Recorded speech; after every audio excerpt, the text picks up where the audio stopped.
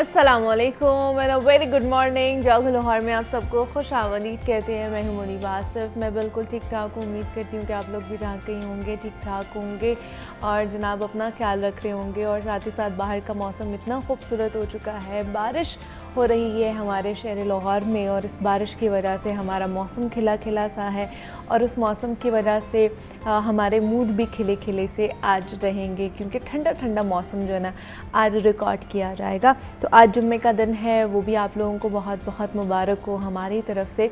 तो अब आज जुम्मे की मुनासबत से ही बात करते हैं कि ये बात माननी पड़ेगी कि जनाब इस्लाम जो है ना वो सिर्फ नमाज, रोज़ा, हज और ज़कात का नाम नहीं है। इस्लाम एक मुकम्मल तर्ज़ ज़िंदगी है। इस्लाम हमारे दिलों को साफ़ करता है, रवैयों को नर्म बनाता है और इंसान को इंसानियत सिखाता है। अगर तुम अपने जिस्म को साफ़ रखते हो तो फिर अपनी गली के नुक्कर या अपनी गली के कोने को साफ़ भी रखो, क्योंकि नबी रसूल सल्लल्लाहु अलैहि वसल्लम ने सफाई को आधा ईमान कहा है। अगर तुम चाहते हो कि लोग तुम्हें इज़्ज़त दें, तुम्हें सलाम करें, तुम्हें बैठने को जगह दें, तो फिर तुम भी दूसरों की इज़्ज़त करना सीखो, चाहे वो रुतबे में तुमसे बड़ा हो या फिर छोटा हो। अगर तुम चाहते हो कि तुम्हारी आवाज़ सुनी जाए तो ख़ुद भी सुनना सीखो। सुनना एक आर्ट है और तहम्मुल एक हुनर है। हमारे अंदर अगर बर्दाश्त नहीं तो फिर तुम सुनने के लायक भी नहीं। अगर तुम चाहते हो कि कोई तुम्हें सॉफ्ट टोन में तुम्हारे साथ बात करे तो ख़ुद भी अपना लहजा नरम रखो, कि नरमी दिल जीत लेती है और सख्ती दरवाज़े बंद कर देती है। अगर तुम चाहते हो कि लोग तुम्हारा इंतज़ार करें तो तुम भी उन्हें इज़्ज़त देना सीखो, उनके वक्त की कदर करो। पंक्चुअलिटी सिर्फ ऑफ़िस की चीज़ नहीं है, ये ऑफ़िस की हदूद तक नहीं होनी चाहिए, ये अखलाकियात का हिस्सा होना चाहिए। अगर तुम चाहते हो कि कोई तुम्हें बुरे नामों से ना पुकारे तो ख़ुद भी किसी को तज़हीक का निशाना ना बनाओ, किसी का मजाक ना उड़ाओ, किसी की शक्ल, किसी की ज़ुबान, किसी के लिबास पर तनकीद ना करो। इस्लाम ये भी कहता है कि तुम दूसरों को सबक देने से पहले ख़ुद पर अमल करो, अपनी इस्लाह करो, क्योंकि सबसे बड़ा उस्ताद तुम खुद हो, अपना नफ्स। अगर हम सब अपने हिस्से का दिया जलाएं ना तो अंधेरा कम हो जाएगा। और अगर हम सब ही एक रिस्पॉन्सिबल सिटीज़न बन जाए, एक रिस्पॉन्सिबल ज़िम्मेदार शहरी बन जाएं, तो सड़कों पर हादसात भी कम होंगे, हमें जो कचरा नज़र आ रहा होता है वो भी कम होगा, बीमारियां भी कम होंगी उस वजह से। ऐसे में क्या करना है, ऐसे में दरख्त लगाना है, साफ़ पानी को बचाना है, नॉइज़ पोल्यूशन कम करनी है जो कि गाड़ियों के हवाले से है, बाकी चीज़ों के हवाले से है। ये सब इस्लाम ही हमें सिखा रहा होता है। ये सब सदका जारिया भी अगर हम करते हैं, ये सब आने वाली नस्लों के लिए एक मोहब्बत का तोहफ़ा भी है जो हम उनके लिए छोड़ के जाएंगे। तो हमें ये समझना होगा कि सब कुछ हुकूमत का काम नहीं है, कुछ काम मेरी और आपकी भी ज़िम्मेदारी बनती है। मुआशरा हमसे बनता है, हमसे निखरता है और हमसे बिगड़ता भी है। तो ये जितना भी बिगाड़ आ रहा है ना, इसकी सिर्फ ज़िम्मेदारी हम हुकूमत के ऊपर नहीं डाल सकते हैं, इसकी ज़िम्मेदारी हमारे ऊपर भी है। अगर हम इस बिगाड़ का बाइस बने हैं तो इसको सुधारने की तरफ भी हमने अपनी ज़िम्मेदारी निभानी है।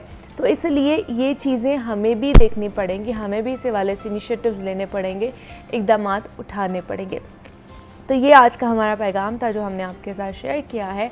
अभी प्रोग्राम में आगे बढ़ते हैं। जनाब कुछ सेहत की बात कर लें। वैसे तो गुज़श्ता एक हफ़्ते में जो गर्मी पड़ी है ना, उससे हर जानदार को खूब रगड़ा दिया है। ख़ास तौर पर हमारे इर्द गिर्द हर कोई बीमार आप लोगों को भी नज़र आया होगा। किसी को पेट की दर्द की शिकायत रही तो कोई फ्लू और खांसी का शिकार है। आजकल वायरल इन्फेक्शंस बहुत ज़्यादा हो रहे हैं और हर कोई बीमार हो रहा है। गो के आज होने वाली बारिश से कुछ बेहतरी ज़रूर महसूस की जाएगी, लेकिन फिर भी हम अपने देखने वालों को आने वाले दिनों में कुछ सेहत के हवाले से टोट के बताना चाहेंगे, जिससे आपकी इम्यूनिटी बेहतर होगी, इम्यूनिटी बूस्ट करेगी आपकी, ताकि इस गर्मी से बचा जा सके और गर्मी से रिलेटेड जितनी भी बीमारियां हैं ना उनसे बचा जा सके। तो इस पर बात करने के लिए हमारे साथ नईमा राव साहिबा मौजूद है स्टूडियोज़ में, जो कि हर्बलिस्ट हैं और उनको आप मुख्तलिफ TV चैनल्स पर देखते भी रहते हैं। तो नईमा साहिबा आपको वेलकम कहते हैं जागो लाहौर में। कैसी हैं आप? ठीक है, अल्हम्दुलिल्लाह जी। अस्सलाम वालेकुम। वालेकुम अस्सलाम।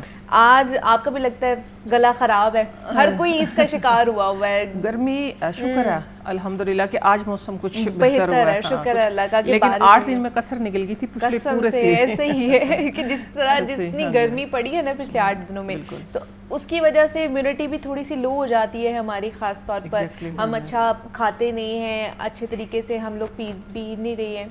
तो इम्यूनिटी बूस्टर्स क्या क्या लेकर आई हैं आज हमारे लिए आप? सबसे पहले तो मैं जो बात करूंगी ना मौसम की, देखिए मौसम सारे ही अच्छे होते हैं, हमें मौसम हर मौसम को वेलकम कहना चाहिए, ऐसे ही हमें हर मौसम के आने से पहले उसकी तैयारी करनी चाहिए, उसके लिए तैयार होना चाहिए, फिर वरना इस तरह के अटैक्स आते हैं क्योंकि हम आदी हो चुके होते हैं कि शायद वो मौसम तो आना ही नहीं है। अल्लाह ताला ने सारे मौसम अच्छे बनाए, सारे मौसम प्यारे बनाए हैं। हाँ, तो गर्मियों के मौसम के लिए मैं सबको यही कहूंगी कि गर्मियों की तैयारी आने वाले वक्त से पहले करें। अच्छा। हाँ जी, लाइट कपड़ों का कलर का इस्तेमाल करें, माहौल को साफ सुथरा रखें। वैसे भी हम बींगे मुस्लिम 5 टाइम तो वैसे हम सफाई का ख्याल रखते हैं, वुजू करते हैं। हाँ, तो पानी का इंटेक ज्यादा रखें सबसे पहले, हिदायत यही है मेरी। गर्मी सर्दी हर जगह मैं एक ही बात करती हूँ, पानी का इस्तेमाल आप लोगों ने ज्यादा करना है, अपने आप को हाइड्रेट करना है, ठीक है। अब जिस तरह के मौसम आ गया, एकदम से गर्मी आई है, वो भी समझ ही नहीं आई हमें भी कि ये हुआ क्या है हमारे साथ ना एकदम से। चलें, लेट से अगर गर्मी आ गई तो हमने उसके लिए क्या करना है, अपनी इम्यूनिटी को कैसे बेहतर करना है, उसको बूस्ट कैसे करना है, उसकी क्या तैयारी आप लोगों ने अब भी कर लेनी है। आज के मौसम पे मत बैठिएगा कि आज का मौसम बेहतर हो गया तो शायद हम, हाँ नहीं, और मेरे लिए तो बहुत ही जरूरी है अपनी इम्यूनिटी को बेहतर करना, बिकॉज मेरी इम्यूनिटी बहुत लो है, बहुत लो है, और मुझे वायरल इन्फेक्शन से इस तरह होता है, फौरन से अटैक होता है ना, फौरन जिनकी से इम्यूनिटी attack सिस्टम होता है, exactly। कमजोर होती है। तो ये था कि ये देखिए सारी चीजें, मेरा जो स्लोगन है वो बैक टू नेचर है। मैं नेचर पे बात करती हूँ, नेचर के करीब रह के आप लोगों को सारा, एक्चुअली मैं रिसर्चर हूँ, मैं आपको बताऊँ, मैं रिसर्च करती हूँ छोटी छोटी चीज़ों पे ना, मैं रिसर्च करती हूँ। वो रिसर्च फिर क्योंकि मैंने आप लोगों से भी, अपनी आवाम से, अपने आप से ये वादा किया कि जो सच होगा वो सामने लेके आऊंगी, वही सही है। तो ये चीज़ें हैं जिनसे हम गाफिल हैं। कद्दू का सिर्फ आप लोगों को ये पता है कि कद्दू खाना है, ठीक है, लेकिन कद्दू के इतने ज्यादा फायदे, अगर इसकी हकीकत पे हम जाएं, जो इसका नज़ूल हुआ था वो हज़रत यूनुस अलैहिस्सलाम के पे सारा, वो एक लेंथी चैप्टर है, वो तो फिर टाइम लग जाएगा बातें करते करते, लेकिन इसका नज़ूल हुआ था तो क्योंकि इसकी वजह से हज़रत यूनुस अलैहिस्सलाम जो थे वो सेहतियाब हुए थे, नौज़ायदा बच्चे की तरह से एकदम से तवाना हुए थे।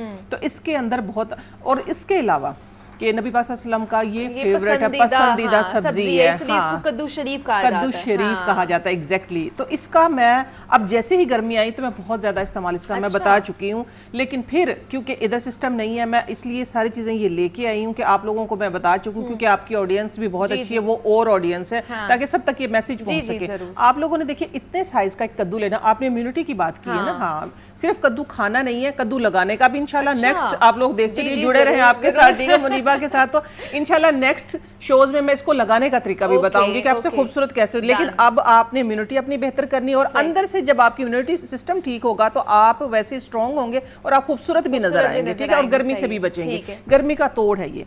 तो ये है कद्दू, इतने साइज का आप लोगों ने कद्दू लेना है, ठीक है। और देखिए डंडी जो है इसकी हरी होनी चाहिए, डंडी जितनी बड़ी हो बेहतर है, ठीक है।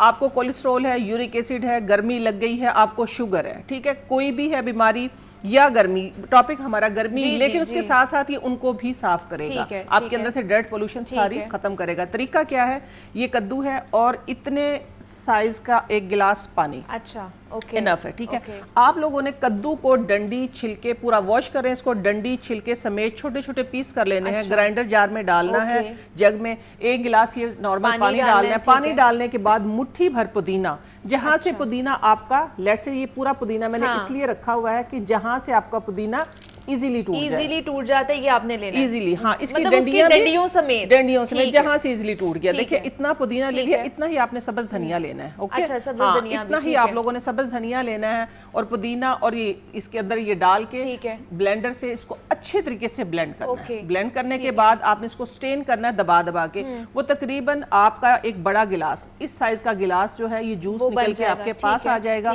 आपने इसके अंदर, अगर आप ब्लड प्रेशर के मरीज नहीं है तो काला नमक ऐड कर सकते हैं, वरना लेमन आपने जरूर करना है, चाहे आप डायबिटिक हैं, चाहे आप शुगर के हैं, लेमन आपके लिए अच्छा है, आपकी इम्यूनिटी को बेहतर करता है, बूस्ट करता है।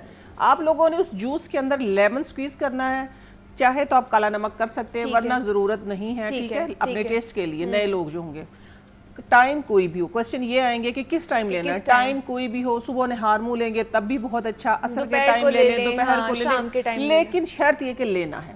आपकी इम्यूनिटी बेहतर होगी उससे, आपकी इम्यूनिटी जब बूस्ट करेगी, जब अंदर से आपका स्ट्रॉन्ग होगा, वही पहले जो मैं बता चुकी हूँ, ठीक है। ये एक गर्मियों का मेरी तरफ से बहुत तोहफा ये था कि मैंने जिन जिन लोगों को बताया ना रिसर्च अच्छा, करने के अच्छा। बाद अल्हम्दुलिल्लाह इतना अच्छा फीडबैक आया कि अब से 2 साल पहले फिर मैंने इसके छोटे छोटे पोस्टर्स बनवा के सदका जारिया के तौर पे मैंने दरख्तों पे लगा दिए थे। नहीं तो ये इतनी रोज अजीब- पीना है? रोज पीना और है। कितने दिन तक पीना मैं है? यही अगली बात ये करने लगी थी कि मैंने ना सदका जारिया के तौर पे लगाए थे, पूरा उसके ऊपर पूरा प्रोसेस लिखा हुआ था अच्छा, मैंने। सही है। हफ्ते में 4 दिन अगर आपको गर्मी की वजह से आपका गला खराब खराब हो है जाता या है, शुगर की वजह से आपकी जो इम्यूनिटी immunity जो है सिस्टम वो है लो वो जाती है। वीक हो गई है आपको, या खुदा ना खास्ता आपको मुंह पे छाइयां बहुत हो गई हैं गर्मी की वजह से, मुलाजमा हो गया है, आपकी स्किन डबल टोन हो गई है, पैची स्किन होगी, तो सबका इलाज इसमें है। वाह जी अच्छा वाह, जी, क्या अब बात इसकी है। डोज पे आते हैं हम। इसकी डोज कैसे है कि आप लोगों ने अगर इस तरह की प्रॉब्लम है तो इसको हफ्ता 1 लगातार करेंगे, फिर हफ्ते में सिर्फ 3 दिन 3 दिन 3 ठीक है, दिन। हाँ, ठीक है। अगर आप वैसे ही आपको कोई प्रॉब्लम नहीं है, आप स्ट्रॉन्ग है अंदर से, तो फिर हफ्ते में 3 दिन काफी, 1 दिन छोड़ के 1 दिन करें। 1 दिन यूरिक एसिड, कोलेस्ट्रॉल, शुगर सबका इलाज है, क्योंकि वाह जी आपकी इम्यूनिटी को ये स्ट्रॉन्ग करता है, और जब आपका अंदर स्ट्रॉन्ग होगा तो फिर इंशाल्लाह आपका दूसरा सरफेस भी। नहीं साहिबा, सारी चीजें वो हैं जिनकी तासीर ठंडी है। जिनकी एक्चुअली बात ये है ना कि गर्मियों की तैयारी में मैंने हाँ, बताया, और ये मैं बिल्कुल। डिफरेंट जगह पे इसलिए बताती हूँ ताकि ज्यादा से ज्यादा लोगों तक पहुंच सके। और गर्मी की सबसे सस्ती सब्जी बिल्कुल ऐसे ही ये है। ऐसा इम्यूनिटी आपका बूस्टर बनेगा कि ज्यादा से ज्यादा, अगर मैं इसकी अप्रोक्सीमेटली अगर मैं इसकी कॉस्ट निकालूं तो 10 से 15 रुपए ज्यादा है, बता रही। ज्यादा कद्दू नहीं तो अब महंगा और होता, सस्ता है। हाँ, हाँ। ये कद्दू मैं आज वो एक दफा मैं एक शो में मैंने बताया कि 5 रुपए में बनेगा ये। अच्छा। तो लोगों ने बड़े अजीब अजीब क्वेश्चन, नहीं कद्दू तो 200 रुपए किलो। भाई मौसम के साथ उसके बदलते रहते हैं, हाँ, लेकिन मौसम के हमारे साथ उसकी कीमतें लेकिन हमारी बदलती सब्जी रहती है हैं, ये हाँ। सस्ती सब्जी है वो बिल्कुल। इसलिए हाँ। 5 या 10 रुपए कह रही है कि ये सारी चीजें हमारे घर में ही मौजूद हमारे घर होती में हैं। मौजूद होती हैं। इसलिए 5-10 रुपए में आपको मिल जाएगा। जिस तरह मैं बताती हूँ कि मैं किचन से ही सारी चीजें हाँ। देखिए, मैं एक बात और करती हूँ कि जो लोग किचन में जाने से डरते हैं तो आप लोग डरा नहीं करें। आपका जो सारा हुस्न है, जो आपकी सेहत, वो किचन आपके से ही है। किचन के अंदर से बेशक, ही है। बेशक अच्छा, अब दूसरी तरफ आते हैं कि फिर अगर लेट से अभी ये तो मैंने आप लोगों को एक ठीक अपना है। स्पेशल तोहफा इसके दिया, अलावा? इसको सब इस्तेमाल करें, ठीक ठीक है। है। इसके अलावा क्या होता है कि अगर जिस तरह अभी गर्मियां आ गई हैं, जो हमारे जमाने में पहले से हम पीते आए थे कि इमली आलू बुखारे का शरबत, जी, ठीक है। हाँ, हाँ जी। ये देखिए, ये मैंने आप लोगों के आलू लिए बुखारा। स्पेशल आलू बुखारा और इमली, इसको गुड़ के साथ मैंने रात को भिगो के रख दिया था। अच्छा, ठीक है? आलू बुखारे और इमली को गुड़ इमली के को साथ गुड़ के आपने साथ मैंने रात को और अंदर भिगो पानी के भी डाला था? पानी डेफिनेटली भिगोया तो पानी के साथ ही है ना, पानी के साथ ही भिगो के रख दिया था। ये मैं सिर्फ आप लोगों को दिखाने के लिए लेके आती हूँ, लेकिन बात चूंकि आपने की तैयारी हमने कैसे करनी है, तो मैं जिस तरीके से करती वो मैं दिखाऊंगी कि मैं इस तरीके का तकरीबन 3 से 4 दिन का, क्योंकि मैं भी बिजी होती हूँ, अच्छा। आप बिजी हाँ होती जी, हैं, या बिल्कुल। मेरे जैसी खवातीन, आप जैसी जो खवातीन, working या ladies जो हैं, वर्किंग हाँ, वुमेन है, ठीक ठीक है। है। पहले जब मैं भी फ्री होती थी तो हर रोज का हर रोज कि होता था, रोज बट नया लेकिन बैच अब बना आप लिया। ऐसे कर सकते हैं कि ये 3 से 4 दिन का आप बना है। सकते हैं कि मैंने इसके अंदर लिए आध पाव इमली, आध पाव इमली और तकरीबन 1 छटांक आलू बुखारा। अच्छा। हाँ, और इसके अंदर 1 थोड़ा पाव लेना गुड़। है? हाँ, वो थोड़ा अच्छा, लेते आलू हैं। बुखारा थोड़ा होना आलू चाहिए। बुखारा जितना होगा उससे डबल इमली होगी। अच्छा, ठीक है, सही है। हाँ, तो आपने 1 पाव गुड़ वो साथ ही मैंने मिक्स करके रख लिया। ये देखिए, अभी मैं आपको इसका ना टेस्ट भी करवाऊंगी। अच्छा। कि ये आपने करना ये है ठीक कि है। थोड़ा सा सुबह नहार जैसे ही उठते हैं ना, बच्चे उठे, बड़े उठे, कोई भी, आपने इसके अंदर थोड़ा सा पानी लेना है, और ये शरबत आपका बना हुआ होगा। हाँ, ठीक है? वो हाँ। प्यूरी टाइप आपकी बनी वही हुई देखिए है, ना, उसमें आपने पानी, ठंडे पानी ये को मैंने मिक्स करना है। तैयारी की है, मैंने तैयारी की बात की ना कि आप हाँ। तैयारी ये करें, ठीक है। ठीक आप लोगों ने करना ये है कि 1 गिलास पानी के अंदर अपने बच्चों को, खुद भी, ठीक है, इसके अंदर चाहे तो काला नमक मैं ऐड कर सकती हूँ आपके अच्छा, लिए। हाँ, ठीक है ना? जरूर। हाँ, बिल्कुल, चुटकी भर काला नमक अगर आप ऐड करना चाहें तो ठीक ठीक है। हो गया। हाँ, तो ये आपके अंदर से गर्मी जो है उसको वाह, वाह, बिल्कुल खत्म कर देगा। ये ठीक है जी, अभी मैं आपको पी के दिखाती हूँ कि बिस्मिल्लाह कैसा ये रहमान लगेगा। वाह जी वाह, है ना? बहुत ही अच्छा है। अच्छा, उसके साथ फिर अभी दूसरी बात पे आ जाती हूँ मैं कि ये देखिए, ये इस तरह से आप लोगों ने तैयारी के सूरत में ये चीज बना के तो रख लेनी ये है। कितने दिन तक रख सकते हैं हम? मैंने बताया ना कि ये 3 से तकरीबन 4 4 से 5 दिन चल जाएगा। फ्रिज में रख दें इसको आराम से, ठीक है, फ्रिज ये में आपका रख के, चल हाँ, जाएगा। फ्रिज में ओके। रख के, क्योंकि जब इसको हम पका ले, जो इमली आलू बुखारे की चटनी बना देते हैं, हाँ। तो जब इसको पकाते हैं तो फिर इसकी तासीर में फर्क आ जाता है। अच्छा। हाँ, ये कच्चा है, तो ये आपको फ्रिज में रखना होगा, वरना ओके, फंगस आ जाएगी। ओके। हाँ, आ जाती है, क्योंकि मैंने आजमाया हुआ है। ठीक है, शक्कर का इस्तेमाल करें, शक्कर का इस्तेमाल ज्यादा से ज्यादा करें, क्योंकि जब हम सत्तू आ गया है, अभी सत्तू का मौसम आ गया है, लेकिन सुबह का आगाज लेट्स जिस तरह अब आपने ये इससे कर लिया, ये पानी की जगह पी लिया, लेकिन नाश्ता जो है, नाश्ता आप लोगों ने कैसे करना है, गर्मी से बचने के लिए दलिया, प्रोटीन लें। रोटी की जगह आप गंदम का दलिया लें, रात को ही बना के रखें, सुबह दही की बजाय दही की लस्सी बनाएं। अच्छा। लस्सी के साथ आप लोग दही का दलिया जो है उसका नाश्ता करें। सारा दिन मैं कहती हूँ ऐसा मैदा आपको दुआएं देगा ना, रिलीफ मिलेगा उसको कि हाँ सुकून में आ गया हूँ मैं, क्योंकि वो भी बेचारा परेशान, क्योंकि हम तो खाते जाते हैं ना, तो उसको जरा सुकून देने का टाइम ही नहीं मिलता, रिलैक्स ही नहीं करता बेचारा। हाँ जी, एक बात बहुत मशहूर है कि हम अपने दांतों का जो काम है वो आंतों से लेते हैं कि बहुत ही जल्दी में होते हैं। अगर लेट से अगर आप जल्दी में है ना तो वो आपको परेशान नहीं करेगा। दलिया लाइट हल्की ग़िज़ा लें, पानी का इस्तेमाल ज्यादा करें। फिर जिस तरह मैंने कद्दू की स्टार्ट में बात की है, इसका ही हम रायता बनाते हैं। हाँ जी, एग्जैक्टली, घरों में बनता है ये कद्दू का रायता। हाँ, ये रखा दही के साथ, दही के साथ बिल्कुल। ये देखिए कद्दू को मैंने बॉईल किया, हाँ। छील के मैंने इसको बॉईल किया। बॉईल करने के बाद इसको पीस लिया दोरी में, ठीक है। फिर धनिए पुदीने और सब्ज मिर्च की चटनी बनाई, हाँ। और उसके अंदर ये मिक्स के देखिए बहुत ही बेहतरीन रायता। हम अमूमन इसको रोटी के साथ खाते हैं दोपहर में। हाँ जी, लेकिन आप लोग इसको चम्मच के साथ भी खा सकते हैं, पेट भरे, आपकी अपनी मर्जी है। जिस तरह हम बैंगन का रायता घर में बनता है ना, भरता बनता है, वो भरता बनता है। लेकिन देखिए उसका मैं एक बताऊं, एक जगह और मेरे साथ यही क्वेश्चन हुआ था। ये हम बॉईल करते हैं, ठीक है, ये हम दही में मिक्स करते हैं। जो आप बता रही है ना बैंगन, उसको हम जलाते हैं, उसकी तासीर गर्म होती है। अच्छा, वो गर्म हो जाता है फिर? जी जी जी, उसकी तासीर जो होती है वो गर्म होती है, इसकी तासीर ठंडी होती है। ये आपको ठंडा रखेगा। वो कभी कभार लिया करें 15 दिन में। अच्छा। हाँ जी, वो यूजुअली तो गर्मियों में कहा जाता है ना लाइट सा लें तो घरों में बन जाता है। उसका तरीका है, उसका तरीका। अगर आप उसको बैंगन के भरते को लेट्स देखिए, आप लोगों ने देख लिया ना रायता, ठीक है ना, इसके अंदर सब्ज मिर्च, सब्ज धनिया, पुदीना और थोड़ा सा लहसुन डाला हुआ है, और कद्दू को बॉईल करके मैंने इसके अंदर दही के अंदर मिक्स किया। ये बेहतरीन रायता बन गया आपका, बेहतरीन। हाँ, आप दिखाने लगे हैं वो, देखिए ये रायता है। आप आराम से रोटी के साथ भी खा सकते हैं, आप चम्मच के साथ भी खा सकते हैं, जैसे आपका दिल करे ना, आप वैसे ही रायता खा सकते हैं। वो जो भरता जो होता है, अगर आपने वो रात को बना के फ्रिज में रख दिया, वो ठंडा हो गया, तो फिर आप उसको सिंपल दही में मिक्स करें इसी चटनी के साथ, तो फिर तो उसकी तासीर ठंडी होगी, अदरवाइज वो गर्म हो जाता है। हाँ ओके, हाँ, ये है। तो दूसरा, अभी दूसरी बात की तरफ मैं आती हूँ कि अगर गर्मी लग गई है, आपका पेट दर्द कर रहा है जी, मोशन लग गए हैं, ठीक है, लूज मोशन हो जाते हैं, बच्चों को भी हो जाते हैं, बुजुर्गों को भी हो जाते हैं, डायरिया हो जाता है, तो उसकी सूरत में आप लोगों को क्या करना चाहिए, वो मैं लेके आई हूँ, जो हमारा खानदानी नुस्खा है। अच्छा, सिर्फ और सिर्फ सब्ज इलायची। सब्ज इलायची किस तरह लेनी है? आपने 1.5 लीटर, तकरीबन 1.5 से 2 लीटर पानी लेना है, और फिर उसके अंदर ये मुट्ठी भर इलायची। अच्छा, ये सारी इलायची? हाँ, मुट्ठी भर इलायची, ठीक है। मतलब अब मैं गिन के बताऊं तो तकरीबन 35 से 40 इलायचियां बनती है। अगर आप डायबिटिक नहीं है, क्योंकि आज मैं डायबिटिक का इसलिए बार बार जिक्र करती हूँ कि पूरा पाकिस्तान ही डायबिटिक हो चुका है। अगर आप नहीं है तो आपने उस पानी के अंदर चीनी और इलायची, जितनी आप चीनी पीते हैं, ठीक है, शुगर डालनी, उसमें शक्कर नहीं डालनी, उसमें सादा चीनी जो होती है घरों में, आम घरों में, वो जाती है। तो वो 2 लीटर से तकरीबन आपका रह जाए 1.5 लीटर।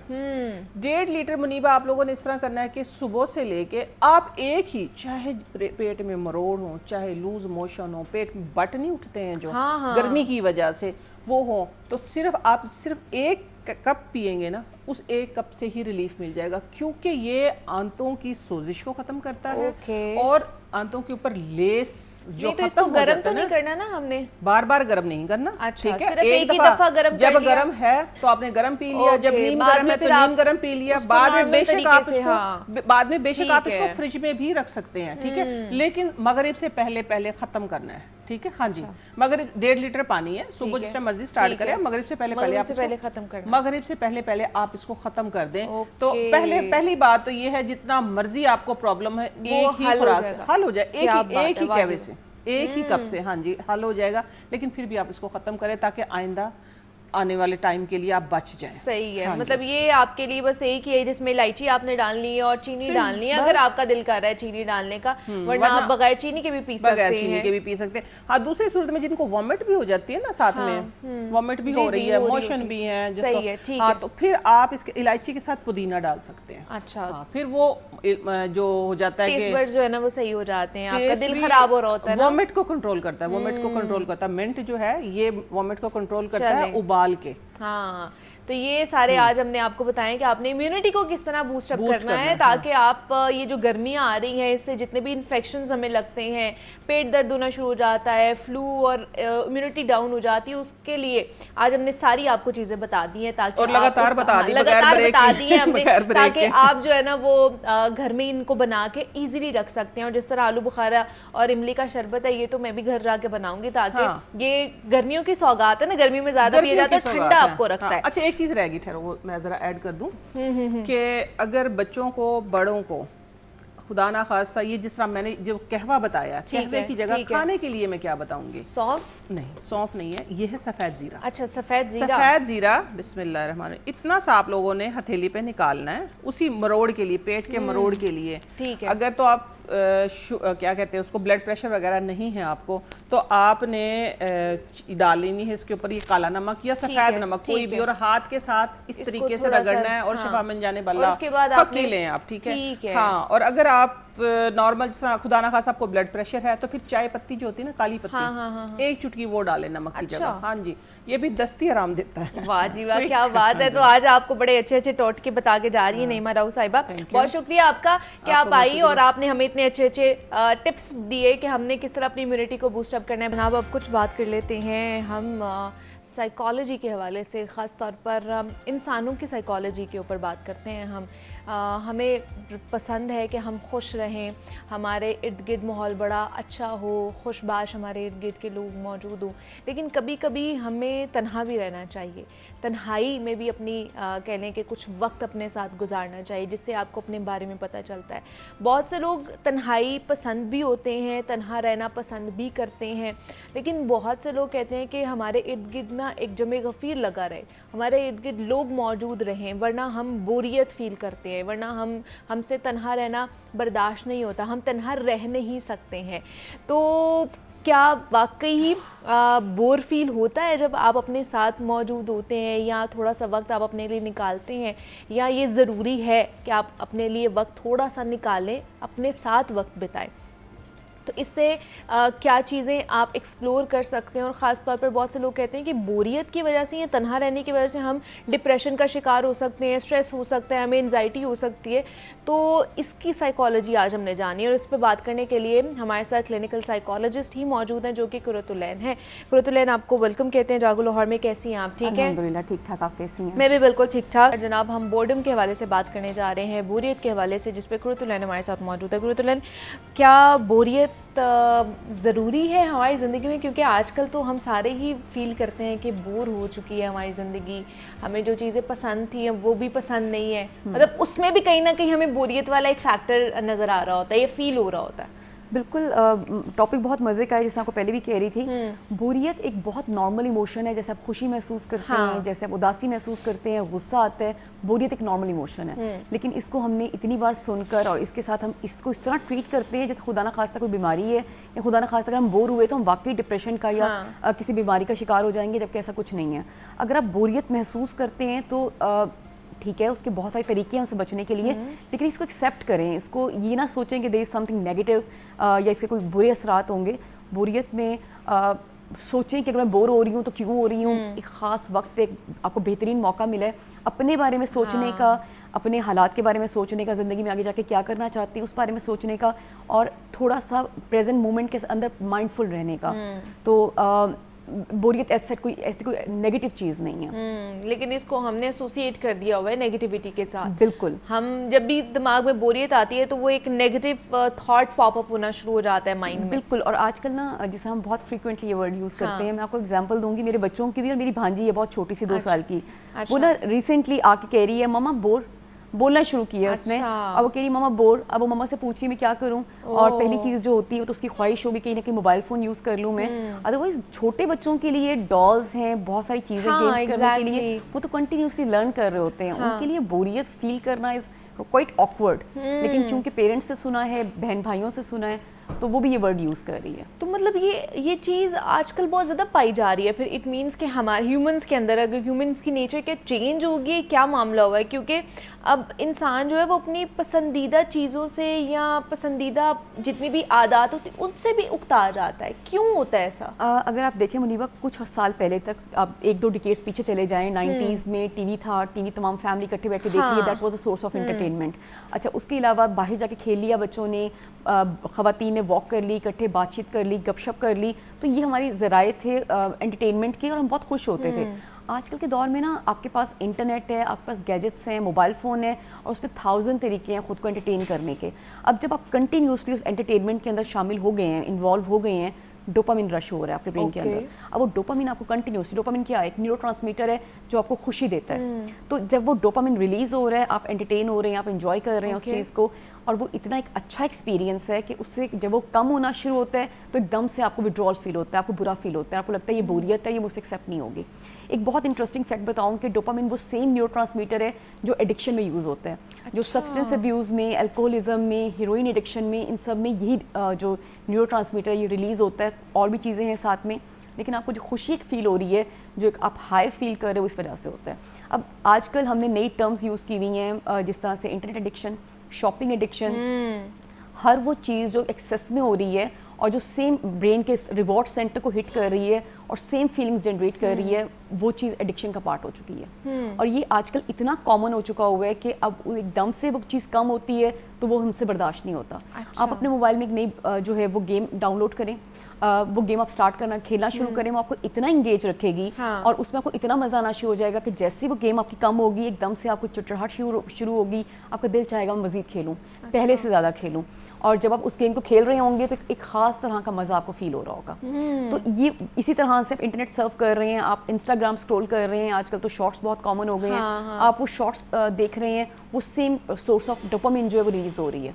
अब हमें लगता है कि हम एंटरटेनमेंट की तरफ जा रहे हैं, हमें लगता है कि हम फारिग वक्त को यूटिलाइज कर रहे हैं, बट इन रियलिटी ये हमारे रिवॉर्ड के सर्टन एरिया को हिट कर रहे हैं। सही है। फ़ायदा उसका कुछ नहीं हो रहा, सिर्फ हम अपना टाइम वेस्ट कर रहे हैं, लेकिन उस मज़े के लिए we are doing it again and again. लेकिन हमारी यंग जनरेशन है, मतलब उनसे बात की जाए तो वो कहते हैं जी हम कोई भी चीज़ करते हैं शुरू में इंटरेस्ट हमारा डेवलप होता है, मतलब कोई भी अपना पसंदीदा काम कर रहे होते हैं, कोई हॉबी वो डेवलप कर लेते हैं, तो शुरू में बड़े अच्छे तरीके से इंटरेस्टिंग लेवल होता है उनका, लेकिन कुछ ही अर्से बाद वो कहते हैं जी हम अब इससे बोर हो गया, अब हमें कोई और चीज़ चाहिए जो हमें इंटरेस्टिंग लगे, अब हम कुछ और करेंगे।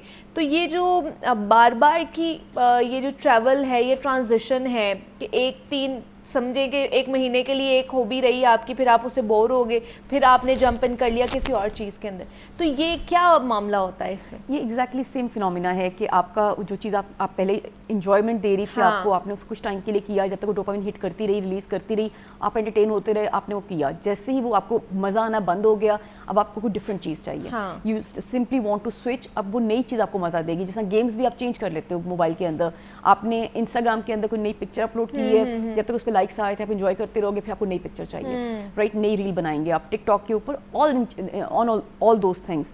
इसके लिए ना मैं एक बहुत सिंपल सी बात बताऊँ आपको, पहले हम लोग बुक रीडिंग करते थे, गार्डनिंग हुआ करती थी, सोशलाइजेशन हुआ करती थी, ये वो तमाम सोर्सेज थे जिनसे हम एंटरटेन हुआ करते थे, मीनिंगफुल चीज़ें थी, उनको करने से आप नए लोगों से मिल रहे हैं, ट्रैवलिंग के अंदर, सोशलाइजेशन के अंदर एक स्किल है, आपका EQ इम्प्रूव हो रहा है। इसके अलावा अगर आप बुक रीडिंग कर रहे हैं तो आप डिफरेंट वर्ल्ड में हैं, आप बहुत कुछ सीख रहे हैं वहाँ से, तो वो सिर्फ और सिर्फ एक डोपामिन हिट नहीं था, वो कुछ मीनिंगफुल एक्ट था।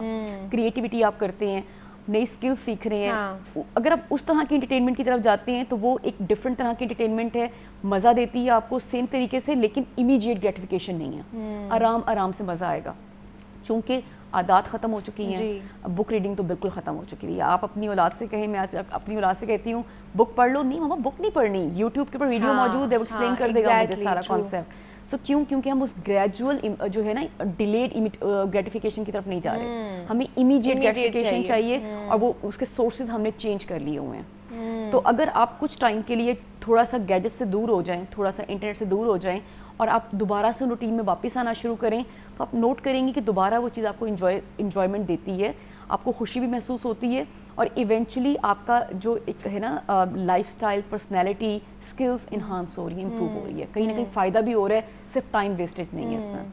लेकिन क्या ऐसे हो सकता है कि लोग जो कहें कि हम लोग बहुत ज़्यादा अकेला रहते हैं या हम लोग बोरियत का शिकार होते हैं तो हम उसकी वजह से डिप्रेशन में भी जा सकते हैं? देखिए बोरियत में डिप्रेशन इटसेल्फ एक प्रॉब्लम है और डिप्रेशन की वजह से बोरियत हो सकती है। अच्छा। जैसा फॉर एग्जांपल डिप्रेशन की एक बहुत कॉमन सिम्टम है लैक ऑफ इंटरेस्ट। आपको नॉर्मल जो लैक ऑफ प्लेयर है, नॉर्मल चीज़ें जो पहले खुशी देती थी वो खुशी नहीं देती। अच्छा। अगर तो आप डिप्रेस हैं, आपको वो चीज़ें खुशी नहीं दे रही, फिर तो चले एक प्रॉब्लम हो सकता है। लेकिन अगर आप कुछ ना कुछ कर रहे हैं, आप अकेले हैं और उस अकेले वक्त में आप नेगेटिव थॉट्स में इन्वॉल्व नहीं हो रहे, अपनी ही दुनिया के अंदर और नेगेटिविटी में नहीं जा रहे, इंस्टेड आप कुछ ना कुछ कर रहे हैं, सही। प्रोडक्टिव कर रहे हैं, सोशलाइजेशन कर रहे हैं, नई स्किल सीख रहे हैं, कोई नई लैंग्वेज सीख सकते हैं। आपकी एक सेट रूटीन है, अपनी डेली रूटीन के अंदर आप हाउस होल्ड चोर्स कर रहे हैं, अपनी जॉब पे जा रहे हैं, तो उसमें चांसेस नहीं है कि आप डिप्रेशन की तरफ जाएं, एंजाइटी की तरफ जाएं। ये बहुत गलत कॉन्सेप्ट है। ठीक है, तो क्या करना चाहिए अगर हम बोर हो रहे हैं, वी आर फीलिंग बोर्डम, तो क्या करना चाहिए हमें? कौन सी अच्छी अच्छी एक्टिविटीज़ हैं जिनमें हम इन्वॉल्व हो सकते हैं? बहुत सारी हैं। सबसे पहले तो ये तलाश करें ना कि आपको किस चीज़ में मज़ा आता है, पर्सनैलिटी किस तरह की है। जैसा मैं पर्सनली बात करूँ तो मुझे बुक रीडिंग बहुत पसंद है, स्पेशली फिक्शन जो होता है मुझे बहुत पसंद है। मुझे ट्रैवलिंग बहुत पसंद है, नए कल्चर्स में जाना, वहाँ पे लोगों से मिलना, उनके बाज़ार देखना स्पेशली, और इसी तरह से लोगों से मिलना, लोगों की बातें सुनना, उनकी पर्सनैलिटीज़ को देखना, उनकी लाइफ एक्सपीरियंसेस को देखना। इसके अलावा बहुत सारे तरीके हो सकते हैं, क्रिएटिविटी, कोई नई लैंग्वेज सीखना, साइन लैंग्वेज सीखना, दुनिया पे देखना दुनिया में क्या कुछ हो रहा है। इवन सिंपल एक जनरल नॉलेज हासिल करना भी आपकी बोरियत को दूर कर सकता है। तो थोड़ा सा अपने आप को देखें, ये देखें पहले आपको कौन कौन सी चीज़ें एंटरटेन करती थी। अगर आपको नहीं पता तो डिफरेंट चीज़ों को वन बाय वन ट्राई करें और कुछ वक्त दें खुद को। ये नहीं कि आपको पहले दिन दूसरे दिन मज़ा आना शुरू हो जाएगा, कम से कम 2 वीक्स उस चीज़ को ट्राई करें, फिर देखें क्या मुझे इसमें मज़ा आ रहा है। और बिलीव मी, अगर आप ये चीज़ करते हैं 2 वीक्स बाद वाकई मज़ा आना शुरू हो जाएगा। ठीक है, वो आप अपने आप को कह लें कि एक्सप्लोर करना शुरू हो जाते हैं ना, किसी भी चीज़ को एक्सप्लोर करने का टाइम उसको चाहिए होता है। तो जब आप एक्सप्लोर करते हैं, उस चीज़ के ऊपर टाइम इन्वेस्ट करते हैं, तब आपको पता चलता है, फिर वो रिटर्न बैक भी होता है, आपको मज़ा भी देता है। तो बोरियत के हवाले से आज हम बात कर रहे थे कि अगर आपको बोरियत फील होती है तो उसमें आप क्या कर सकते हैं। तो उस पर बात करने के लिए कुरतुलैन हमारे साथ मौजूद थी। Thank you so much Qurratulain कि आप आई। और यहाँ पे ब्रेक लेते हैं, यहाँ पे मिलते हैं इस ब्रेक के बाद।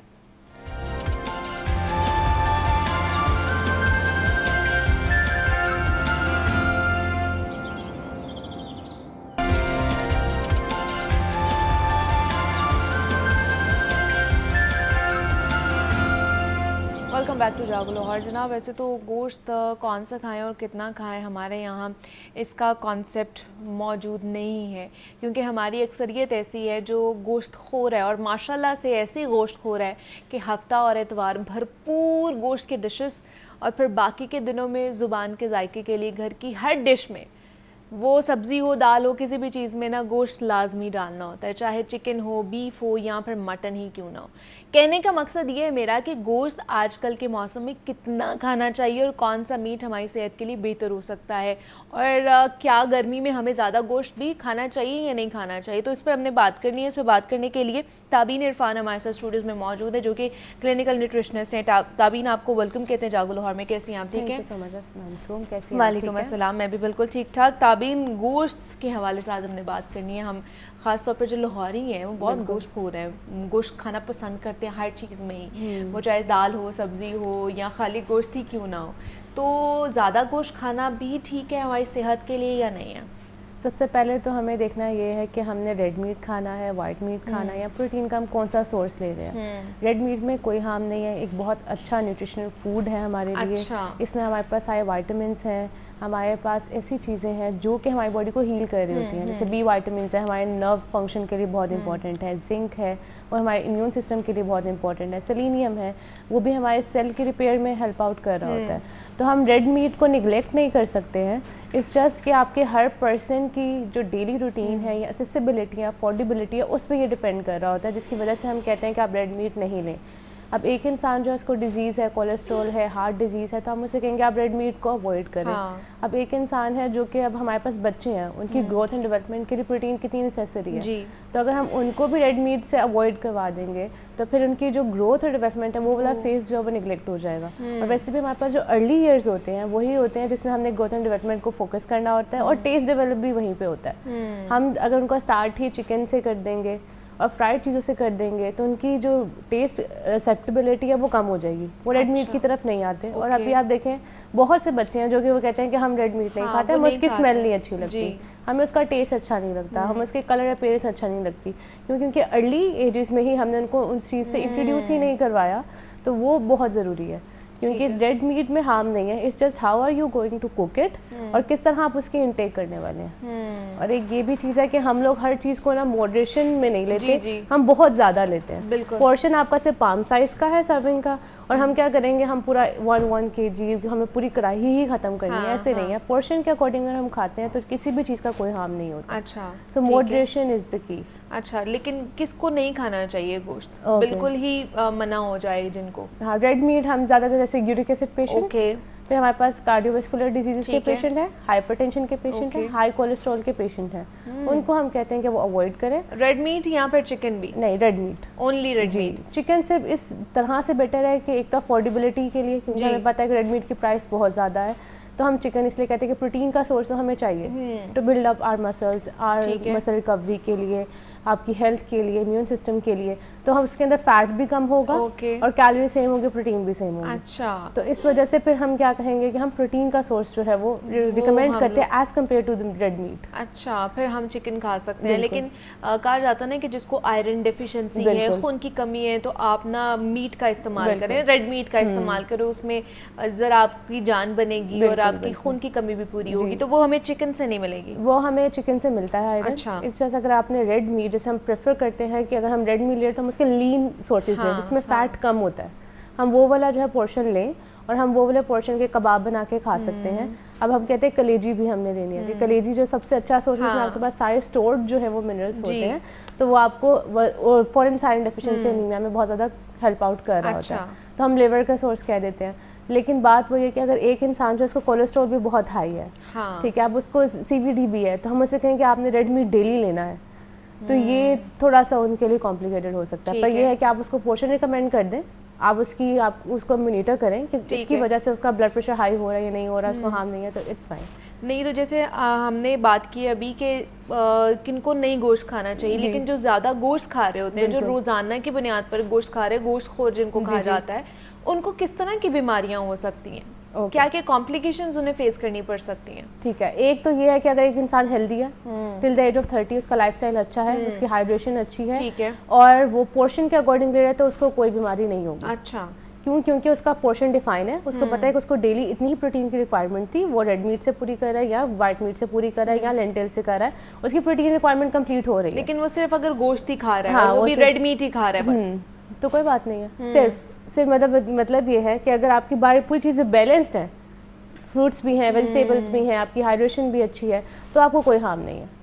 पोर्शन डिफाइन होना चाहिए, मॉडरेशन जो है वो आपकी देखनी है।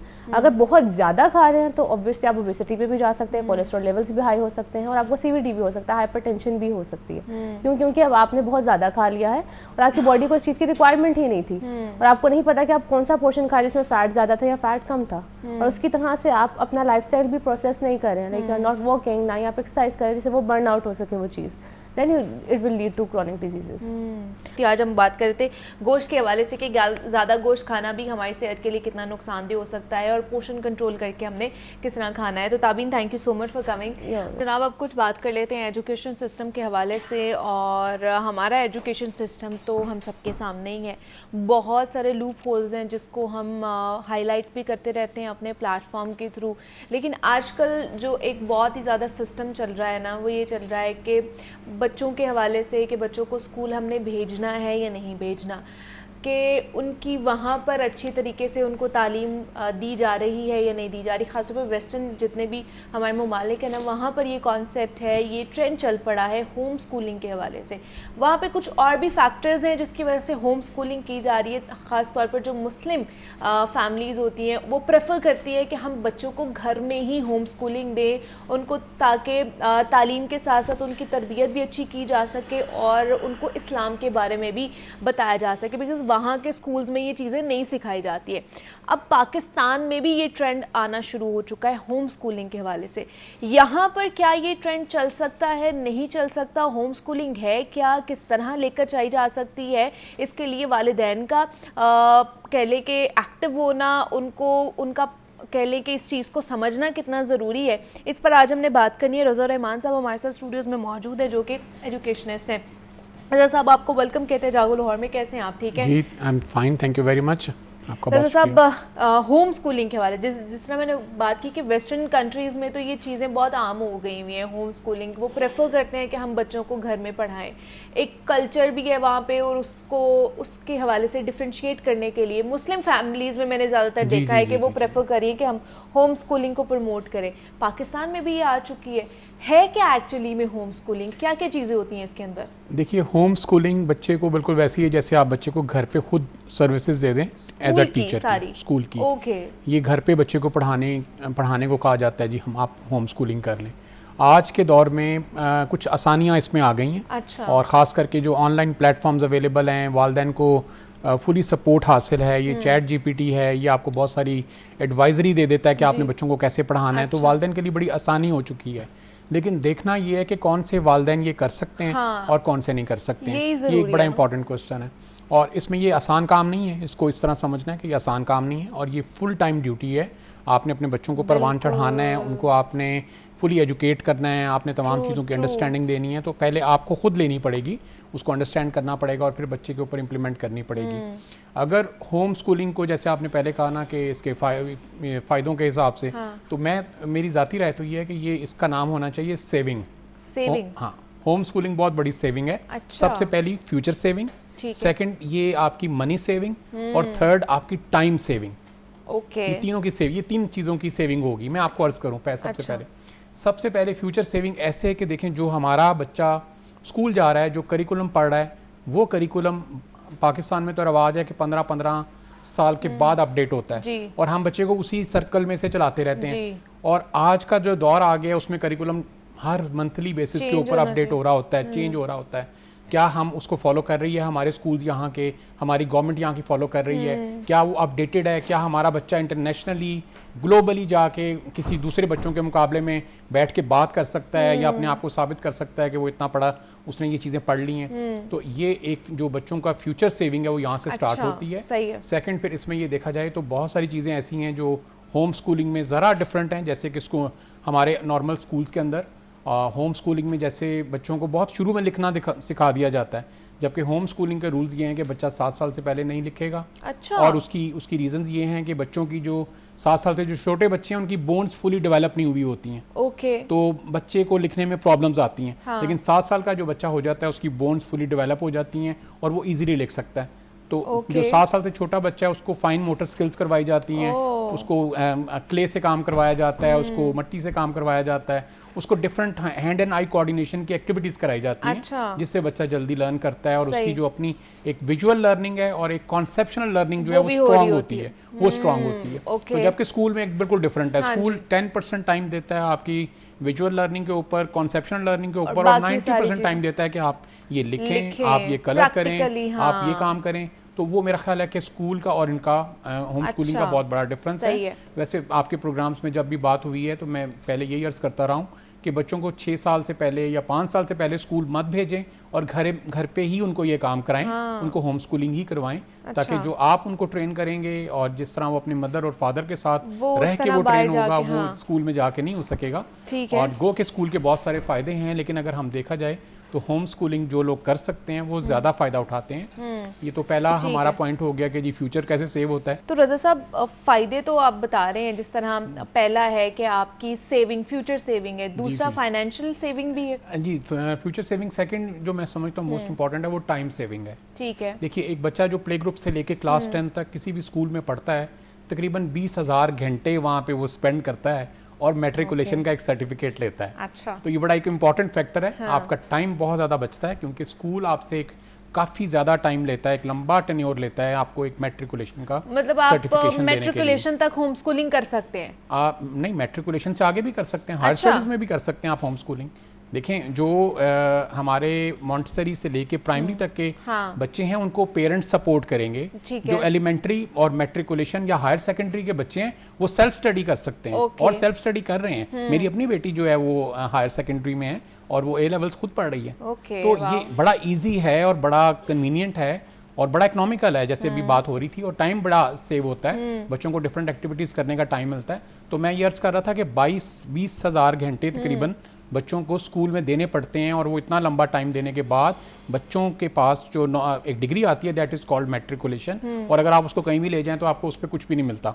तो ये जो एक टाइम स्पैन इसके लिए मुकर्रर किया गया, ये बहुत लंबा है। और ये सारा काम जब बच्चा घर पे करता है या होम स्कूलिंग से करता है या एलिमेंट्री एजुकेशन सेल्फ स्टडी पे जाके ले लेता है, तो ये बहुत कम टाइम लगता है। और अमूमी तौर पे अगर आपने देखा होगा, बहुत सारे केस स्टडीज़ हैं जो ये बताते हैं कि बच्चे ने 13 साल की उम्र में, 14 साल की उम्र में मैट्रिकुलेशन कर लिया और बहुत लंबा टाइम स्पैन बचा लिया अपना। तो आजकल के दिनों में, आजकल के दौर में तो एक एक दिन बड़ा कीमती है बच्चों का, एक मिनट बड़ा इंपॉर्टेंट है जी, बहुत इंपॉर्टेंट है। और थर्ड स्पेक्ट्रम है कि जी आपकी मनी सेविंग होती है, और मनी सबको सेव करनी है जी। तो आजकल वैसे भी एजुकेशन बड़ी महंगी होती जा रही है। Yes, exactly. तो आप ये देखिए कि जब आप 22,000 घंटे स्कूल गए हैं या आप 10 साल स्कूल गए हैं, तो तकरीबन आपको 7 लाख से 30 लाख रुपया खर्च करना पड़ता है। तो अगर आप इसको ऑनलाइन एजुकेशन पे ले आएँ, या आप इसको सेल्फ स्टडी पे ले जाएं, या आप होम स्कूलिंग पे ले जाएं, तो ये 30% आपको इसका स्पेंड करना पड़ेगा। जैसे भी हालात होंगे। तो ये वालिदैन अगर ये तीनों चीज़ों को एक्चुअली हमारे जो कम्युनिटी है ना जी, खास करके ये जो जनरेशन एक्स है, ये वाई है, ये एनालिसिस नहीं करते, अल्फा है, ये सारी ये नहीं, ये एनालिसिस नहीं करते, एक्स और वाई एनालिसिस नहीं करते। जो जनरेशन जी है, जिसे जन जी कहते हैं, वो एनालिसिस करते हैं। और अल्फा तो एनालिसिस भी करेगी और वो बाकी सारी चीजें भी करेगी आने वाली जो दौर है। लेकिन जो हमारी जनरेशन एक्स है और वाई है, ये एनालिसिस नहीं करते चीज़ों का कि हम जो दे रहे हैं इसके एवज ले क्या रहे हैं, हमें बेनिफिट क्या हो रहा है और हमें नुकसान क्या है। हमें प्लस माइनस नहीं करना आता है। नहीं, तो इसके बाद आपने फायदे तो बता दिए, लेकिन इसके नुकसानात भी तो होंगे होम स्कूलिंग के। यू आर राइट, बिल्कुल ठीक। जिस तरह सबसे पहला नुकसान मुझे लगता है कि सोशलाइज नहीं हो पाते हैं बच्चे। एग्जैक्टली, आप बिल्कुल ठीक कह रही हैं। इसमें बहुत सारे नुकसान हैं, और आपको वो या तो उसको सेटल करना है कि मैं उन चीज़ों को कैसे सेटल करूँ। जो भी आपका होम स्कूलर है, आपकी मदर हैं, आपके फादर हैं, आपकी फैमिली मेम्बर हैं, या तो वो उसको सेटल करें या उसका कोई ऑल्टरनेट ढूंढें। देखिए, इसमें बहुत कुछ नुकसानात भी हैं, बहुत सारे नहीं कहना चाहिए, कुछ नुकसानात भी हैं। क्योंकि सबसे पहला जो एक मुझे लगता है ना कि इसमें एक बहुत बड़ा स्कूल का नुकसान है, वो ये है कि स्कूल्स को डिज़ाइन किया गया है वर्कर्स बनाने के लिए, गुलाम बनाने के लिए, एंटरप्रेन्योर बनाने के लिए, बादशाह बनाने के लिए स्कूल नहीं डिज़ाइन किए गए हैं। तो ये अगर आप इसको गूगल कर लें, चैट जीपीटी से पूछें, तो वो आपको यही आंसर देगा। क्योंकि मैंने भी उसी से पूछ के आपको बताया। तो ये स्कूल का एक बहुत बड़ा ड्रॉबैक है, क्योंकि आपको वहाँ सारा काम जो कराया जाता है वो ओबीडियंस के ऊपर कराया जाता है, आपको ओबे करना सिखाया जाता है, आपको गुलाम रहना सिखाया जाता है। मैं खुद भी स्कूल चलाता हूँ, लेकिन मैं आपको जो सच्चाई है वो मैं उससे आपको बावर करूँगा, ज़रूर बताऊँगा। तो इसमें जो फर्दर नुकसान आते हैं, उसमें जैसे आपने जिक्र किया कि बच्चे की सोशलाइजेशन वो ज़रूर डिस्टर्ब होती है, हर्ट होती है, लेकिन उसके ऑल्टरनेटिव मौजूद हैं। अगर वालिदैन इतने इंटेलेक्चुअल्स हैं, इतने समझदार हैं कि वो कर सकते हैं, तो वो ज़रूर वो उसको कवर कर लेते हैं। देखिए मुनीबा, इसमें एक और क्वेश्चन खुद करना चाहिए, वालिदैन को खुद से करना चाहिए कि क्या आप स्कूल में जिस टीचर से अपने बच्चे को पढ़ा रहे हैं, क्या आप उससे इंस्पायर्ड हैं? ठीक है। क्या आप उस करिकुलम से इंस्पायर्ड हैं? अगर आप उस टीचर से इंस्पायर्ड हैं, उस करिकुलम से इंस्पायर्ड हैं, फिर तो आप स्कूल जरूर भेजें। सही है। लेकिन अगर आप उस टीचर से, उस करिकुलम से इंस्पायर्ड नहीं हैं, वो बेस्ट ब्रेन ने नहीं बनाए, बेस्ट ब्रेन ने उनकी ट्रेनिंग नहीं की है, तो फिर आप कैसे कह सकते हैं कि आपके बच्चे को वो बेहतरीन एजुकेशन देंगे, बेहतरीन एजुकेट करके इस दुनिया में इस काबिल कर देंगे कि वो अपनी आने वाली ज़िंदगी को तन तनहा गुजार सके, बेहतरीन तरीके से गुजार सके। तो ये स्कूल के जो ड्रॉबैक्स हैं वो अपनी जगह पे ना जाने के वो मौजूद हैं। बच्चे की सोशलाइजेशन बहुत कम होती है, बच्चे को ग्रुप स्टडी का मौका नहीं मिलता, उससे भी बहुत ज़्यादा फ़र्क पड़ता है। और इसके साथ साथ बच्चे के अंदर जो कुछ जो जैसे आप कह लीजिए स्कूल्स में प्ले ग्राउंड्स अवेलेबल हैं, बहुत सारे स्कूल्स में बहुत सारी फैसिलिटेशन अवेलेबल होती हैं, घर में आप वो नहीं दे सकते हैं, फिर आपको उसको ऑल्टरनेट करना पड़ेगा। लेकिन अगर आप इन दोनों को क्लब करें और देखें कि क्या प्रॉन्स हैं, क्या कॉन्स हैं, क्या फ़ायदे हैं, क्या नुकसानात हैं, तो फिर आप उसको खुद डिसीजन कर सकते हैं कि मैं कौन से फायदे लेने के लिए तैयार हूं और कौन से डिसएडवांटेजेस भी मुझे कबूल हैं, क्योंकि हम अपने डिसएडवांटेजेस को खुद कबूल करते हैं कि कोई बात नहीं, ये डिसएडवांटेज की कोई बात नहीं, ये मैं मैनेज कर लूंगा। लेकिन आपको क्या लगता है कि आने वाले दिनों में ये इसका इम्पैक्ट ज्यादा होगा, होम स्कूलिंग की तरफ लोग जाएंगे, एक्सेप्ट करेंगे इसको या नहीं करेंगे? देखिए मुनीबा, अगर तो मेरा तो ज़ाती राय ये है कि होम स्कूलिंग में बहुत तेज़ी से जाना चाहिए, और जा रहे हैं लोग, बहुत तेज़ी से जा रहे हैं पाकिस्तान में। हाँ, पाकिस्तान में। और ख़ास करके ये सबसे जो आसान है और इकोनॉमिकल है वो एलिमेंट्री के स्टूडेंट्स के लिए, क्लास 6 से लेके क्लास 12 कह लीजिए, उनके लिए बहुत आसान है और उनको ज़रूर जाना चाहिए। और मेरा ख्याल है कि अपने वालिदैन की जो एजुकेशन का बोझ उन पे बच्चों ने डाला हुआ है उसको खुद एडजस्ट करना चाहिए, क्योंकि ये वो बच्चे हैं जो स्कूल भी जाते हैं और फिर एकेडमी भी जाते हैं और एक अच्छी खासी पे करते हैं। तो ये बच्चे चाहें, इनकी विल पावर अगर है तो ये इस चीज़ को सेव कर सकते हैं। ठीक है कि मतलब होम स्कूलिंग जो है ना, इसका कह लें कि इम्पैक्ट बहुत दूर तक जा सकता है अगर आप इस कॉन्सेप्ट को अच्छे तरीके से समझ जाएं तो। बच्चे भी और पेरेंट्स भी अगर होम स्कूलिंग की तरफ वो जाना चाह रहे हैं तो। वैसे तो ये बहुत बड़ा कह लें कि टॉपिक है, इसके ऊपर वक्तन फ़वक्तन मज़ीद हम बात करते रहेंगे। रज़ा साहब हमारे साथ मौजूद थे। रज़ा, बहुत शुक्रिया आपके वक्त का, क्या आप आए और इस पर बात की। ब्रेक लेते हैं यहाँ पे, मिलते हैं इस ब्रेक के बाद।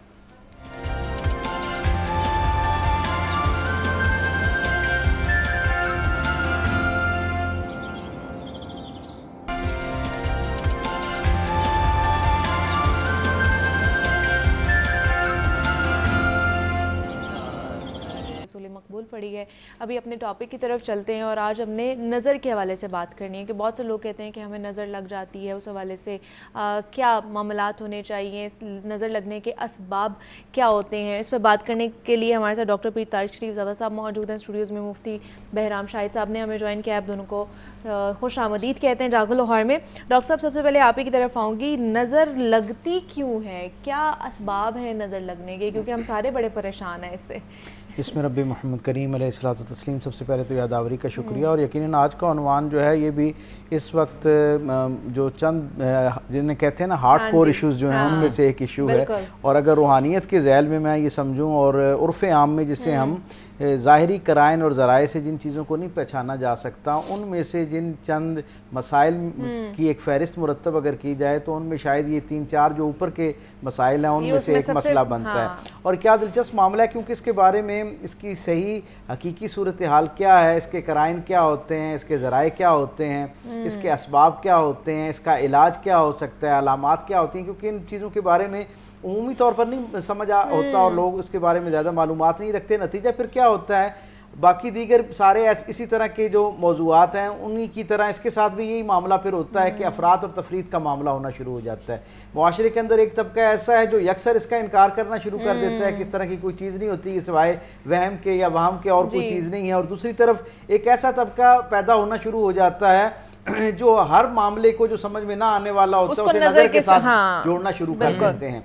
नज़र जो है, मैं ये समझता हूँ जैसे इस दीनी एतबार से अगर इसको देखें एक दीन के तालिब इल्म के तौर पे, तो हम तक ये बात पहुँचती है कि ख़ुद सरकार दो आलम सल्लल्लाहु अलैहि वसल्लम ने इसके होने के बारे में जो है वो इरशाद फरमाया। और रसूल रहमत सल्लल्लाहु अलैहि वसल्लम ने खुद फरमाया कि ये नज़र जो है ये इतनी जालिम चीज़ है, इतनी ताकतवर और इतनी कवी चीज़ है कि ये बंदे का मामला तो अपनी जगह पर है। वो कहते हैं कि ऊंट को जो है वो हंडिया तक पहुंचाने का जरिया बन सकती है। इसका मतलब क्या, ये अलामत है एक अंदाज में कि जाहिर है कि मौत का एक वक्त तो मुतय्यन है, लेकिन ये दीगर असबाब की तरह जैसे बहुत सारे और असबाब बंदे को उसकी ज़िंदगी में मसाइल का एक अंबार के तौर पर उससे पेश आते हैं और फिर नतीजे के तौर पर मौत तक ले जाने वाली सूरत हाल पैदा कर देते हैं। इसी तरह नज़र भी उन मामलात में से एक मामला है जो बंदे को ज़ाहिरी ज़िंदगी में मुख्तलिफ हवालों से जो है वो मसाइल और परेशानियों का शिकार तो करती है, लेकिन एक दर्जा आगे जाके अगर इसका तदारुक न किया जाए, इसका हल न किया जाए, इसके बारे में संजीदगी के साथ जो इसका जो सोल्यूशन है उस तक ना पहुंचा जाए, तो फिर क्या होता है,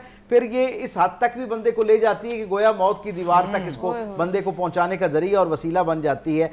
लगने के जो असबाब हैं वो उमूमी तौर पर जो हमारे यहाँ एक तासुर पाया जाता है और ये किसी हद तक दुरुस्त भी है कि दोनों ही असबाब हो सकते हैं। यानी एक बड़ी तादाद जो है, एक बड़ी तादाद में जो लोग नज़र लगने का शिकार होते हैं उनके असबाब में कहीं ना कहीं यानी नेगेटिविटी भी मौजूद होती है।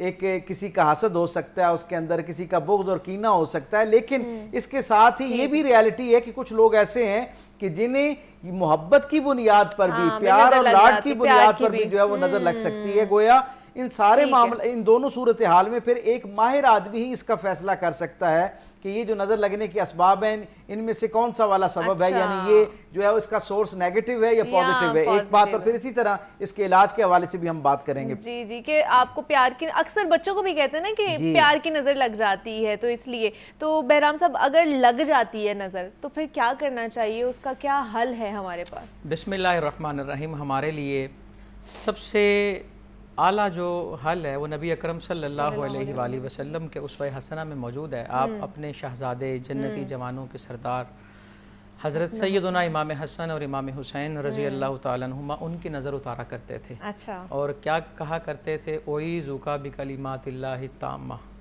और तस्निया का सिगा लें तो ओई ज़ुकुमा हो जाएगा, मिन कुल्ली शैतानिन वहाम्मा व मिन कुल्ली आइनिन लाम्मा, ये कलिमात पढ़ते थे। इसके अलावा बिस्मिल्लाहि यरक़ीका मिन कुल्ली शैइन युज़ीका, ये भी अहादीस में मिलता है। इसके अलावा अस्अलुल्लाहल अज़ीम रब्बल अर्शिल अज़ीम अन यशफिया का, ठीक है। सूरह फलक, सूरह नास मिलती है, ठीक है। सूरह कलम की आखिरी जो दो आयतें हैं वहीं यकादुल्लज़ीना कफ़रू, ये सारे अल्लाह के नबी सल्लल्लाहु अलैहि वसल्लम के उस्वा हसना से हमें ये दम मिलते हैं जिससे नज़र बद का इलाज है। और बाज़ औक़ात नज़र बद का इलाज अच्छी नज़र से होता है। अच्छा, नज़र का इलाज नज़र से होता है। ओके। अल्लामा इकबाल रहमतुल्लाहि ताला अलैह कहते हैं ना, खिरत के पास खबर के सिवा कुछ भी नहीं, तेरा इलाज नज़र के सिवा कुछ भी नहीं। बाज़ औक़ात एक अच्छी निगाह, देखे ना, हमने ये बात की, डॉक्टर साहब ने भी बात की कि बुरी नज़र लगती है हसद की वजह से, बाज़ औक़ात अच्छी नज़र भी लग जाती है, लेकिन एक नज़र होती है मोहब्बत और शफ़क़त की, जिसको हम कहते हैं निगाहों में रखिए हमें, हमें आप नज़र में रखिए। अल्लाह ने सहाबाई किराम को जो जुमला सिखाया कि उन्ज़ुर ना कहना है, कि अल्लाह के नबी सल्लल्लाहु अलैहि वसल्लम हमें अपनी निगाहों में रखें। तो बाज़ औक़ात नज़र बद का इलाज अच्छी नज़र होती है, और ये वही नज़र है कि ये फैज़ान नज़र था या मकतब की करामत। सिखाए किसने इस्माइल को आदाब फ़र्जंद, एक रिवायत में फरमाया गया कि अगर कोई चीज़ तकदीर पे सबकत ले जा सकती है, यहाँ तकदीर से तकदीर मुअल्लक मुराद है कि जो हतमी नहीं होती, अगर कोई चीज़ तकदीर पे सबकत ले जा सकती है वो नज़र है, और वहाँ मुतलक रखा। और शारिहीन फरमाते हैं ये नज़र बद भी इससे मुराद है और अच्छी नज़र भी मुराद। जिस तरह बुरी नज़र इंसान को तबाही तक ले जाती है, उसी तरह अच्छी नज़र इंसान को बुलंदियों पर ले जाती। अब मैं मिसाल के तौर पे अपने बच्चों को देखूं, हो सकता है मेरी उनको बुरी नज़र लग जाए, हाँ। तो क्या करना चाहिए, माशा अल्लाह के कलिमात कहने चाहिए, अल्लाह पाक का साथ ये जुमला कहना चाहिए कि अल्लाह पाक आपको बुरी नज़र से महफूज रखे। और ये अल्लाह के नबी सल्लल्लाहु अलैहि वसल्लम की तालीमात है, जो हम अपनाएंगे तो हमारे मामला जो हैं वो बेहतर होंगे और दुरुस्त होने की तरफ आएंगे। लेकिन फिर वही बात कि हर चीज़ को नज़र से रिलेट नहीं करेंगे, खुद फैसला नहीं करेंगे, बल्कि किसी माहिर से रुजू। कुरान पाक की आयत बरमला कह रही है कि अगर तुम्हें नहीं पता तो अहले इल्म से पूछो, ठीक है। जिस तरह मेडिकेशन के अंदर सेल्फ मेडिकेशन अलाउ नहीं की जा सकती, इसी तरह यहाँ पर भी। लेकिन इंसान एहतियातन दुआए अनस पढ़े, सूरह फलक पढ़े, सूरह वन नास पढ़े। बाज़ लोग कहते हैं जी मैं सुबह शाम कुल पढ़ता हूँ, चारों कुल पढ़ता हूँ, लेकिन नज़र फिर लग जाती है। क्यों लगती है? आप किसी को सुना के देख लें, हो सकता है आपका तलफ़ुज़ ठीक ना हो, प्रोनाउंसिएशन ठीक ना हो, और कोई ना कोई मामला हो सकता है कि ये हो। ये बड़ा अच्छा पॉइंट आपने बहराम साहब हमारे साथ शेयर किया है। तो डॉक्टर साहब क्या खुद भी अपने ऊपर दम किया जा सकता है? बिकॉज यूजुअली मैंने देखा है कि जब नज़र लगती है ना तो हम भागते हैं किसी ऐसे के पास कि हमारे ऊपर पढ़ के कुछ दम करें, तो खुद भी कर सकते हैं हम? देखें बुनियादी तसव्वुर क्या है। सबसे पहले बंदा मोमिन का, यानी मैं समझता हूँ एक बुनियादी उसका मिजाज ये होना चाहिए ज़िंदगी के हर मामले में कि जितना शर है और जितना खैर है, दोनों का खालिक इकलौता जो है वो रब्बे कायनात है। सो खैर जो मेरी ज़िंदगी में दाखिल हो रहा है वो भी अल्लाह की तरफ से मेरी ज़िंदगी में दाखिल हो रहा है, और अगर कोई शर दाखिल हो रहा है तो वो भी अल्लाह के इज़्न से मेरी ज़िंदगी का हिस्सा बनता है। सो सबसे पहले तो ताकत का सरचश्मा, मंबा और मरकज़ परवरदिगार आलम को समझना चाहिए। मैं समझता हूँ नज़र से जो ज़ाहिरी नुकसानात होते हैं वो तो अपनी जगह पर हैं ही हैं, लेकिन ये जो अकीदे का बिगाड़ पैदा होता है, ये जो हम अल्लाह से हट के, बहुत माजरत के साथ मैं ज़रा सख्त लफ्ज़ इस्तेमाल करूँ, अल्लाह से हट के किसी और को ताकत का मंबा और मरकज़ बनाना शुरू कर देते हैं, इस ज़रा सी मुसीबत परेशानी आने की बुनियाद पर। मैं समझता हूँ शायद शैतान जिन चंद चीज़ों से बहुत ज़्यादा खुश होता है, उनमें से एक चीज़ ये है कि कोई बंदा इस तरह की किसी रूहानी आर्जे का शिकार हो। मैं इसे रूहानी आर्जा इसलिए कहता हूँ कि ये खालिसतन रूहानियत की बुनियाद पर इसकी तशख़ीस होती है और रूहानियत की बुनियाद पर इसका इलाज किया जाता है। सो जब कोई आदमी की इस तरह के रूहानी आर्जे का शिकार होता है तो शैतान सबसे ज़्यादा खुश इस बात पर होता है क्योंकि उसे अंदाज़ा होता है कि ये इस आदमी के ईमान और अकीदे पर जद करने का बेहतरीन मौका। और फिर वो सबसे पहले हमारे दिल में कैसा वसवसा डालता है कि हम परवरदिगार आलम के मुतय्यन किए हुए जो तरीके हैं, जो सरकार दो आलम के अमल से, कौल से जिसकी खुशबू आती है, उनको तर्क करके हम फिर दीगर जराए से इन मसाइल का हल निकालना शुरू कर देते हैं। और मुफ्ती साहब ने बिल्कुल 100% दुरुस्त कहा कि जैसे हम मेडिकेशन के लिए, जिस्मानी बीमारी के लिए डॉक्टर के अलावा किसी और पर इक्तफा नहीं करते, भरोसा नहीं करते, इसी तरह रूहानी मामला जो है उसको भी जो रूहानियत को समझने वाला आदमी उससे हेल्प लेनी चाहिए। अब रसूल अल्लाह सल्लल्लाहु अलैहि वसल्लम के अमल से हम तक ये बात पहुंचती है कि हुजूर ने अपने शहजादगान पर भी दम फरमाया और हुजूर का एक मुस्तकिल मामूल था, यानी ये वो आर्ज़े हैं जिनका मुस्तकिल एक रेमेडी मौजूद है। और वो क्या है, सरकार दो आलम सल्लल्लाहु अलैहि वसल्लम अपनी ज़िंदगी में आपके मामूल से हम तक की बात पहुंचती है कि सरकार रात को सोने से पहले अपने दोनों हाथों के ऊपर जो है कलमात मुक़द्दसा पढ़ते हैं, मौज़तैन जो आखिरी 2 सूरतें हैं उनको पढ़ते हैं। उनको पढ़ने के बाद अपने पूरे जिस्म के ऊपर उसको फूंक लेते हैं और गोया अपने आप को परवरदिगार आलम की पाकीज़ा पनाह में दे देते हैं। जब कोई बंदा अपने आप को अल्लाह जैसी ताकतवर हस्ती की पनाह में दे देता है तो फिर उसके लिए सारे मसाइल, उनके दरवाजे बंद होना शुरू हो जाते हैं। और फिर भी अगर कहीं से कोई चीज़, जैसे मुफ्ती साहब ने कहा, हमारी अपनी किसी अमल की वजह से हमारी ज़िंदगी में दाखिल हो तो उसका रूहानी इलाज मौजूद है, उसे कुरान हकीम से और इन पाकीज़ा कलिमात से बरकत लेनी चाहिए और अल्लाह से इस्ताअनत तलब करनी चाहिए। बेशक ऐसे ही है। लास्टली मैं बहराम साहब आपसे पूछना चाहूँगी, नज़र लग जाए तो पता कैसे चले कि हमें नज़र लग गई? इंसान के मामूलात ख़राब हो जाते हैं। अच्छा। उस चिड़चिड़ापन आ जाता है, तबीयत के अंदर बेचैनी, बिला वजह सर दर्द, यानी कि मेडिकल की रिपोर्ट्स ठीक हैं, इसके बावजूद बेचैनी का सामना है, तो इसका मतलब है नज़र के असरात। फिर वही बात, यहाँ पर जो करना चाहिए हमें, सबसे पहले खुद को दम भी हो गया, लेकिन यहाँ पर जो आखिरी पैगामी जुमला